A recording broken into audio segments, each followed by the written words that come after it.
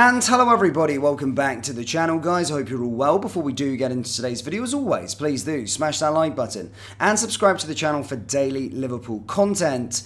Guys, in today's video we're going to be going through all the latest Liverpool news from the last 24 hours, which of course includes a bit of an update with regards to Luis Diaz. We've got some huge news with regards to Ryan Gravenberch, whilst also going over a U-turn that the club could make ahead of the January transfer window. So quite a few bits and pieces to discuss. Of course, back in action tomorrow against Toulouse, a good opportunity for us to qualify. We're likely to qualify to the next round of the Europa League, obviously going to the round of 16, and that's something we can park Europe up if we do win that clash. And we are fully expected to, obviously travelling out to France on Thursday. Should be a interesting watch, and I'm looking forward to the game as well. I've quite enjoyed watching Liverpool play in the Europa League this season, obviously seeing the rotation of players and other players coming up and stepping up to the mark as well, which is also really good to see. And it's important that, of course, we do get back to winning ways after our draw against Luton at the weekend. However, there has been some news emerge with regards to a few different bits and pieces within the space, and reports are stating that Luis Diaz's father could be released within the next few hours as the military have withdrawn. A report stated on Monday that the group responsible for taking Luis Manuel Diaz at the end of last month has promised to release him, but required security promises in first order to do so. Colombian authorities have intensified efforts to rescue Diaz's father from the National Liberation Army of Colombia, and according to the latest reports, it appears that freedom could be achieved imminently. The Colombian military have now withdrawn troops to help accelerate the release of Diaz's father, with soldiers having been redeployed near the Venezuelan border where he was originally taken. A statement from the Colombian military has explained that the measures have been taken to allow Luis Manuel Diaz to be freed immediately. Meaning that the security guarantees requested by the ELN have now been granted. Basically, Colonel Giovanni Montanez expressed that the repositioning of the military was designed to ensure a successful handover of the hostage in the very near future. This, of course, is a significant and positive step for Diaz and his family, who have suffered unimaginable distress since the kidnapping took place. So, yeah, that's pretty good stuff to hear in terms of the positive stuff, but at the time of recording, obviously, by the time if you're watching this a bit later on, it could have already happened. But at the time of recording, it does look like it is imminent, which would be very, very good news for him. But obviously, we can't rest until, of course, he has been released, and Luis can obviously get back to playing his football again. But as I said, the most important at this moment in time for the Colombian is, of course, the safe release of his father, which looks like to be a positive news on that front.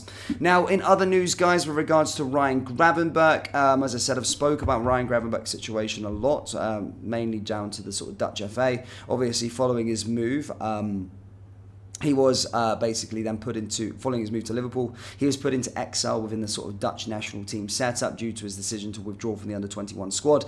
And since that sort of September break, he was left out of the October break and reportedly going to be left out of the November break. But Ronald Koeman has stated that Ryan Gravenberch's punishment is over.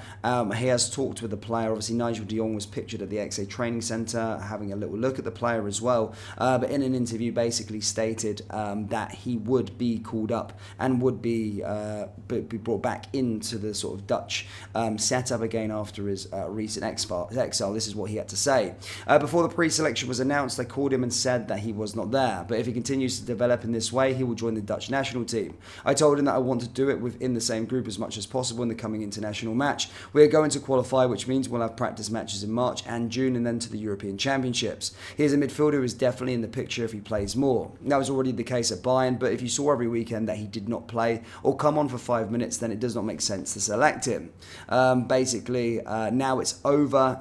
As I said, whether his withdrawal was understandable, maybe I actually think he was able to play the matches at the Dutch juniors that he did not play before. Of course, there is something to be said of him being like that, but I think that we at the KMVB should never be happy if someone does not opt to join us for a good reason. I was also a football player, but you have to draw a line. We told Ryan we understand it a bit, but we don't think it's okay. You are called, you must come. Now, I understand it is an honour to play for your country. But knowing his situation, I've been very, very vocal on it. I did think Ryan made a very sensible decision of actually choosing not to play for the under-21 so he could settle in at his new club following that deadline day move. But let's part that up. But it's good news on his sort of front that, of course, he will be started to be looked at again for selection for his national team, because I know how much these sort of players love playing for their countries, and it's an honour to them. So to see him being brought back in again is seriously good news. Calvin Ramsey, of course, a summer signing from last summer, has made his long-awaited return from injury, and he recorded 45 minutes for Preston in the Lancashire Senior Cup. He has, of course, been out, currently on loan at Preston, and this is his first match for the Lancashire side. But as I said, he has been sort of recovering at the AXA training centre. But good news on that front that he has returned back to action. Let's hope he can park those injuries behind him and just go forward again and just get as much game time as insanely as possible. And yeah, come back to Liverpool and really kick on. But as I said, a young player, a lot of injuries, a lot of setbacks. But as I said, hopefully he can put that behind him following that move.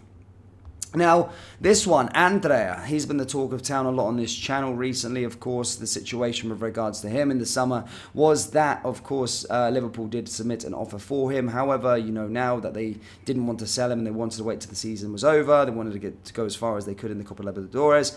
Andrea did win the Copa Libertadores with Fluminense, but now reports are stating that Liverpool have kind of gone off of it, and Andrea's likely destination is to Fulham, according to reports. Yes, I didn't see this one coming either. Reports state Fulham have emerged as a surprise suitor for Fluminense midfielder Andrea, despite ongoing reports linking him with a move to Anfield. The Copa Libertadores winner was heavily touted as a number 6 option for the Reds throughout the summer, but the move was hampered by the side's progress in the aforementioned competition.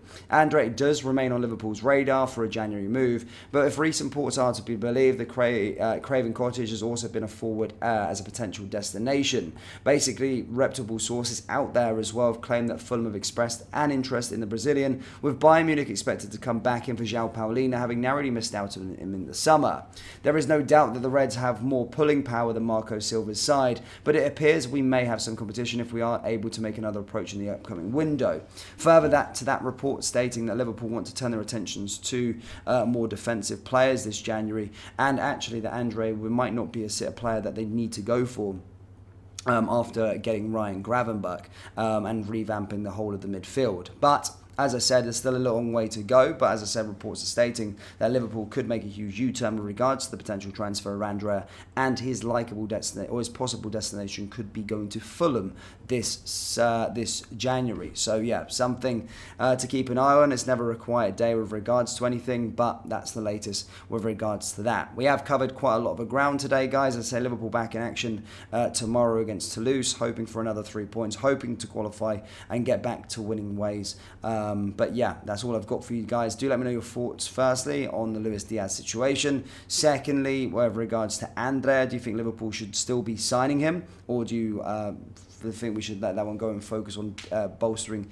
different areas? And what do you make of the whole Ryan Gravenberch situation as well, and its impact to Liverpool Football Club? But let me know down there in the comment section below. That brings us to the end of today's video. As always, please do smash that like button and subscribe to the channel for daily Liverpool content. Thank you guys, and I'll see you next time. Take care. Peace.